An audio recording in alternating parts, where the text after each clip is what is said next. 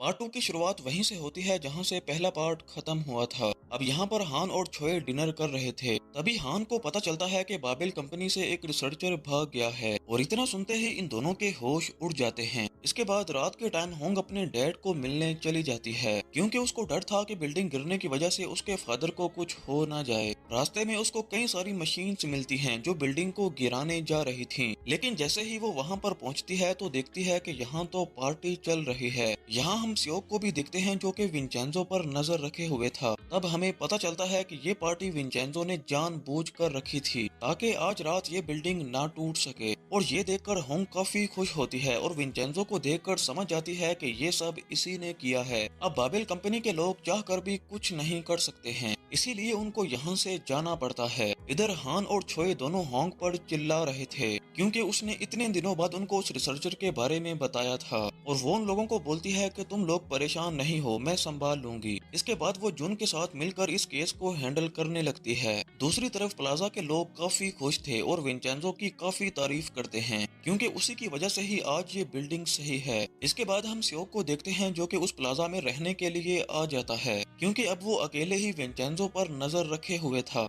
अब अगले दिन विंचेंजो को यूचान से पता चलता है कि बाबेल कंपनी ने जो न्यू मेडिसिन बनाई है वो दरअसल एक पेन किलर है जिसके अंदर ड्रग्स मिले हुए हैं, इसीलिए जो भी इसे यूज करेगा उसे इसकी आदत पड़ जाएगी। ये सिचुएशन इनके लिए काफी क्रिटिकल बन जाती है क्योंकि इस मेडिसिन का यूज लोगों के लिए काफी बुरा होने वाला था। अब यूचान को गुस्सा आ जाता है और कहता है कि मैं अपनी जान दांव पर लगा दूंगा लेकिन इस मेडिसिन को बनने से रोक दूंगा। इसके बाद विंचेंजो उस टेंपल में जाता है जिसके नीचे गोल्ड रखा हुआ था और वहाँ पर वो इलेक्ट्रिक मैट लगा देता है ताकि किसी को शक न हो कि इसके नीचे क्या है। इधर सियोक ये सब देख रहा था और सोचता है कि विंचेंजो तो काफी अच्छा इंसान है जो दूसरे रिलीजन्स की भी केयर करता है और मैं इतना पागल हूँ कि मैं उस पर शक करने यहाँ पर आया हूँ। इसके बाद विंचेंजो कई सारे बच्चों को सिगरेट पीने से मना कर रहा था जिसे देखकर सियोक और भी ज्यादा इम्प्रेस हो जाता है और कहता है कि ये तो सच में अच्छा इंसान है। वहीं दूसरी तरफ हम होंग को देखते हैं जो अभी तक उस रिसर्चर को ढूंढ रही थी। इसी बीच हम एक फ्लैशबैक सीन देखते हैं जहाँ पर यूचान और वो रिसर्चर साथ बैठे हुए हैं। दरअसल इस रिसर्चर का नाम मिन है और मिन ने यूचान को उस दिन कॉल करके बुलाया था और उसे उस मेडिसिन के बारे में सब कुछ बता दिया था। अब यहाँ पर यूचान उसको बोलता है कि तुम ये सब कोर्ट में बोलना, लेकिन मिन की एक शर्त थी। वो कहता है कि अगर मुझे और मेरी फैमिली को प्रोटेक्शन मिलती है तो मैं ये करने के लिए तैयार हूँ। लेकिन यूचान बोलता है कि मैं तुम्हें और तुम्हारी फैमिली को प्रोटेक्शन कैसे दे सकता हूँ, मैं तो खुद भी सेफ नहीं हूँ और इसीलिए मिन कोर्ट में गवाही देने से मना कर देता है। इसके बाद सीन प्रेजेंट में आता है जहाँ पर यूचान को एक कॉल आती है और वो विंचेंजो को लेकर एक हॉस्पिटल में जाता है जहाँ पर ग्योंजे एडमिट थी। दरअसल ग्योंजा को कैंसर था और उसकी ये हालत देखकर विंचेंजो को काफी दुख होता है और वो यहाँ से बाहर चला जाता है। इसके बाद विंचेंजो दियोक से मिलता है और उसको बोलता है कि प्लाजा 2 महीने तक नहीं टूटना चाहिए और जब टूटेगा तो उसे सिर्फ मेरे लोग ही तोड़ेंगे। ये सुनते ही दियोक हंसने लगता है और तभी विंचेंजो उसको एक सरप्राइज देता है जहाँ पर दियोक के सभी गलत कामों के एविडेंस थे।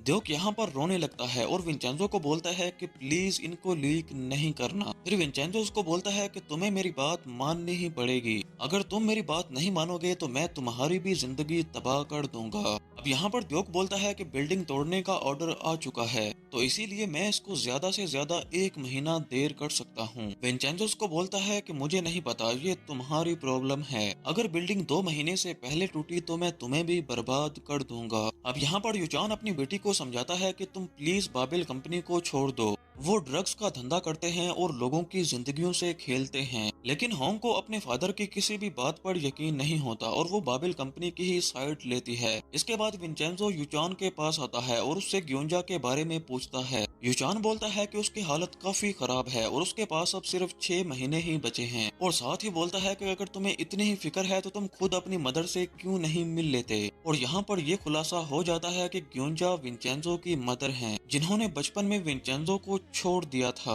और इसीलिए विंचेंजो आज तक अपनी मदर से नफरत करता है। यूचान बोलता है कि मुझे उसी दिन पता चल गया था कि ये तुम्हारी मदर हैं, जब जज ने तुम्हारी मदर को जेल का फैसला सुनाया था और तुम्हें जज पर बहुत ही ज्यादा गुस्सा आ रहा था। इसके बाद रात में बाबिल कंपनी के एक विला में एक आदमी घुसता है, जिसकी वजह से वहां पर ब्लास्ट होता है, जिससे 14 रिसर्चर मारे जाते हैं। अगले दिन ये न्यूज ट्रेंड करने लगती है और इसीलिए यूचान भी क्राइम सीन पर पहुंच जाता है और यहाँ पर हमें पता चलता है कि कोई भी एविडेंस ना मिलने की वजह से पुलिस ने अपनी इन्वेस्टिगेशन बंद कर दी है। हालांकि यूचान इन लोगों को बोलता है कि तुम इन्वेस्टिगेशन करो, लेकिन पुलिस उसकी बात मानने को तैयार नहीं थी। तभी वहाँ पर विंचेंजो आता है और यूचान को साइड में ले जाकर समझाता है कि आप अकेले ही बाबिल कंपनी का कुछ भी नहीं बिगाड़ सकते, बल्कि उल्टा आप अपनी जान को खतरे में डाल रहे हैं। इसके बाद हेंसियो हान और छोए से मिलता है और कहता है कि उन सभी रिसर्चर्स की फैमिली को हाई अमाउंट के चेक दो ताकि उनके मुंह बंद रहें। और यहाँ पर हमें पता चलता है कि हांसियो ने ही उन सभी को मरवाया था ताकि फ्यूचर में कोई भी उनकी कंपनी के अगेंस्ट न जा सके। इसी बीच हेंसियो हान से पूछता है कि उस भागे हुए रिसर्चर का क्या बना, जिस पर छोए और हान बोलते हैं कि तुम फिक्र मत करो, हम उसको ढूंढ लेंगे। इसी बीच छोए हान को बताती है कि उस रिसर्चर ने यूचान के साथ हाथ मिला लिया है और ये सुनकर हान काफी हैरान होता है और कहता है कि छोए, तुमने इतनी जल्दी मिन का पता कैसे लगा लिया। इसके बाद यूचान को मिन की कॉल आती है जो बोलता है कि मैं कोर्ट में फैसला देने के लिए तैयार हूँ, क्योंकि उसको भी पता चल चुका था कि उसके साथियों के साथ क्या हुआ है। इसीलिए अब वो कोर्ट में गवाही दे या ना दे, वो मरने ही वाला है। इसके बाद होंग छोए से मिलने जाती है और यहाँ पर छोए बोलती है कि तुम्हें अब बाबिल कंपनी के किसी भी केस में इन्वॉल्व नहीं होना, क्योंकि तुम अपने फादर की वजह से केस पर ठीक से ध्यान नहीं दे रही। इस बात से होंग को काफी गुस्सा आता है और वो अपने फादर के पास जाकर उनको काफी बुरा भला कहती है, क्योंकि उसको लगता है कि उसके साथ ये सब उसके फादर की वजह से हो रहा है। अब यूचान को ये सब बहुत ही ज्यादा हर्ट फील करता है। अब दूसरी तरफ छोए को किसी की कॉल आती है और इस कॉल से हमें एहसास हो जाता है कि ये किसी को मरवाने वाली है। जिसके बाद हम मिन को देखते हैं, जिसे मारने के लिए 3 लोग उसके रूम में आ जाते हैं, लेकिन किसी तरह वो इनसे बचकर भागने लगता है। अब मिन यहाँ पर यूचान को कॉल करता है, लेकिन यूचान विंचेंजो के साथ बिजी था और वो उस कॉल को पिक नहीं कर पाता और फिर वो तीनों लोग मिन को बुरी तरह से मार देते हैं। इधर ये दोनों बातें कर ही रहे थे कि तब ये गाड़ी आकर उनसे टकराती है।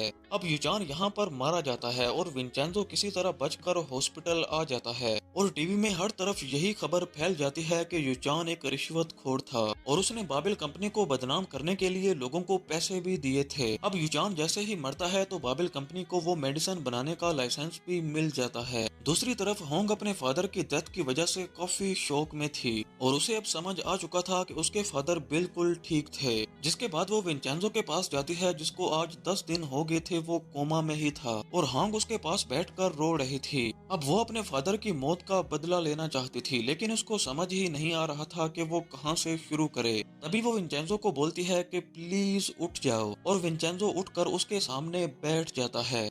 ये देखकर होंग के तो होश ही उड़ जाते हैं, लेकिन विंचेंजो उसको बोलता है कि मैं ठीक हूँ, मुझे होश पहले ही आ चुका था। इसके बाद विंचेंजो यूचान की कब्र पर आता है, जहाँ वो होंग से पूछता है कि अब तुम क्या करोगी। तो जवाब में वो कहती है कि मैं अब अपने फादर की मौत का बदला लूंगी। इसके बाद वो अपनी कार से कहीं पर जा रही थी तो रास्ते में वो एक न्यूज सुनती है, जिसमें बताया जा रहा था कि रिवर में एक बाबिल कंपनी के रिसर्चर की डेड बॉडी मिली है और ये बॉडी मिन की थी, जो रिसर्चर भाग गया था। और ये देखकर होंग को पक्का यकीन हो जाता है कि मेरे बाबा बिल्कुल ठीक थे, बाबिल कंपनी जरूर लोगों की जान ले रही है। इसके बाद वो अपना रिजिग्नेशन लेटर लेकर हान के पास आती है और कहती है कि मैं अब वुसांग फॉर्म छोड़ना चाहती हूँ। हालांकि हान उसको बोलता है कि हम बैठकर बात कर सकते हैं, लेकिन होंग उसको बोलती है कि अब तुम चुप रहो, मैं अब फैसला कर चुकी हूँ और मैं अब यहाँ से जाना चाहती हूँ। और वो वुसांग फॉर्म का अपार्टमेंट छोड़कर अपने घर आ जाती है। इसके बाद विंचेंजो उसी लोकेशन पर आता है जहाँ पर उनका एक्सीडेंट हुआ था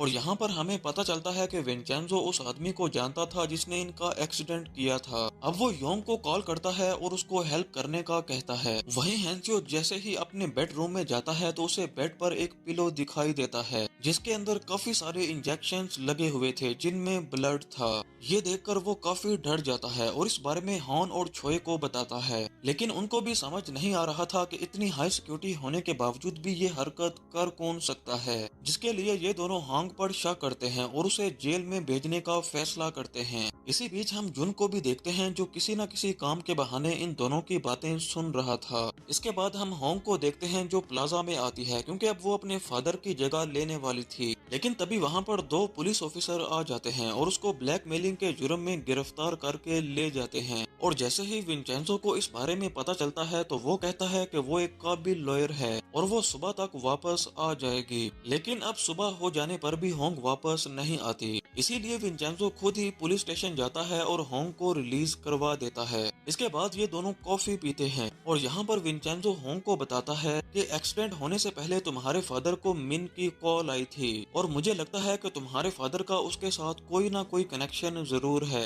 ये सुनकर होंग गुस्से में आ जाती है और कहती है कि तुमने पहले मुझे इस बारे में क्यों नहीं बताया, क्योंकि अब तक मैं बाबिल कंपनी को बर्बाद कर चुकी होती। जिस पर विंचेंजो बोलता है कि तुम चाह कर भी बाबिल कंपनी का कुछ नहीं बिगाड़ सकती, इसीलिए तुम्हें इस केस का पीछा छोड़ना चाहिए और अपनी जिंदगी बचानी चाहिए। लेकिन होंग बाज नहीं आती और वो विंचेंजो से एक डील करती है कि अगर विंचेंजो उसके फादर के केस में उसकी हेल्प करेगा तो वो भी प्लाजा वापस लेने में उसकी हेल्प करेगी। जिसके बाद ये दोनों जेल में जाते हैं और उस ट्रक ड्राइवर से मिलते हैं जिसने युचान का कत्ल किया था। और यहाँ पर ये ट्रक ड्राइवर उस आदमी का नाम और नंबर दे देता है जिसने युचान को मारने का ऑर्डर दिया था और उस आदमी का नाम था मिस्टर पियो। इसके बाद ये दोनों मिस्टर पियो को ढूंढने लग जाते हैं। दूसरी तरफ उस ट्रक ड्राइवर को कुछ कैदियों के हाथों मरवा दिया जाता है ताकि वो दोबारा किसी के सामने अपना मुंह न खोल सके। इसके बाद विंचेंजो प्लाजा के साथियों को साथ लेकर मिस्टर पियो और उसके साथी को किडनैप कर लेता है और उनसे पूछता है कि युचान को मारने का ऑर्डर किसने दिया था,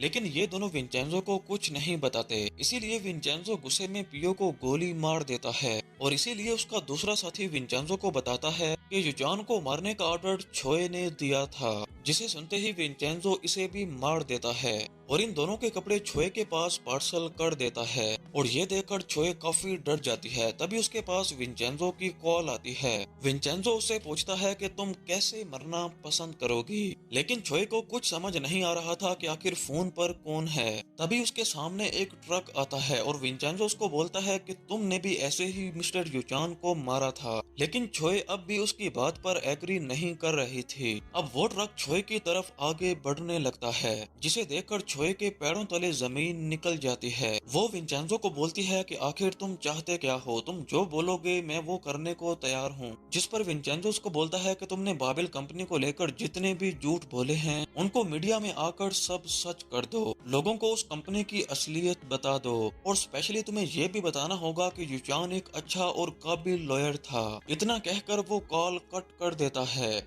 और यहीं पर दूसरा पार्ट खत्म होता है।